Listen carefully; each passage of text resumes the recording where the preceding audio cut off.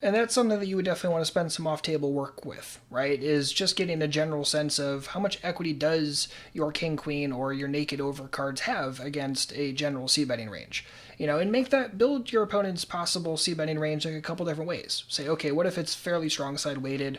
What if there's a decent amount of bluffs and semi-bluffs in there? And what if it's just like the kitchen sink getting thrown at you? Right. So if you can do that and start getting some general sense of, okay, here's how King Queen is over cards fares. Here's how middle pair fares. Here's how pocket fives on, Jack 7 3 fares. And start getting a general sense of those things. And honestly, if you did that for like 20 minutes a day for a couple of weeks, like you'd get a pretty good sense pretty darn quickly. Now, the hot cold equity isn't the perfect way of looking at this, of course, simply because you're not always going to see every card after that, so you're not always going to be able to get to showdown, and as such the hot cold equity isn't as applicable, but it gives you a general starting point. And in Flopzilla, if you actually tick, there's a little button in the bottom right corner that you can say, okay, Flopzilla, I want you to calculate the equity up to this street. So for most people, that's just default set to the river, so right, run it out to showdown.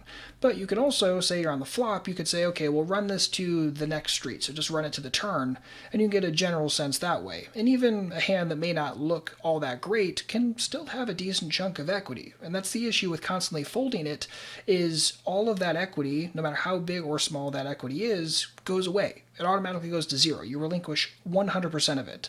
And if you're folding too much, then you're incentivizing your opponent to bluff you a tremendous amount.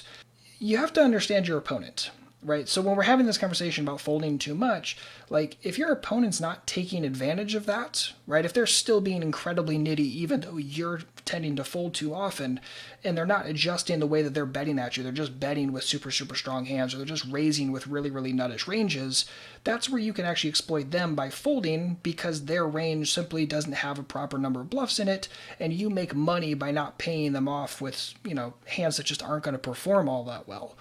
So it's not a conversation of always continue at X percentage without thinking about anything else. It's not, never fold or always fold. It's think about your opponent, think about how many bluffs they likely have, think about the pot odds you're getting, and then start considering what you can continue with. And oftentimes it's a lot more hands than you probably think.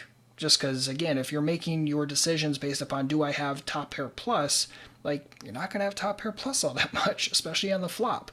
And that's just a really good way, if you're taking that kind of model, to make sure that you're folding far too often on the flop and inviting a ton of c-bets against you, especially when your opponents are thinking even just a little bit. It's not difficult to find someone who's folding too often against c-bets, like not difficult at all.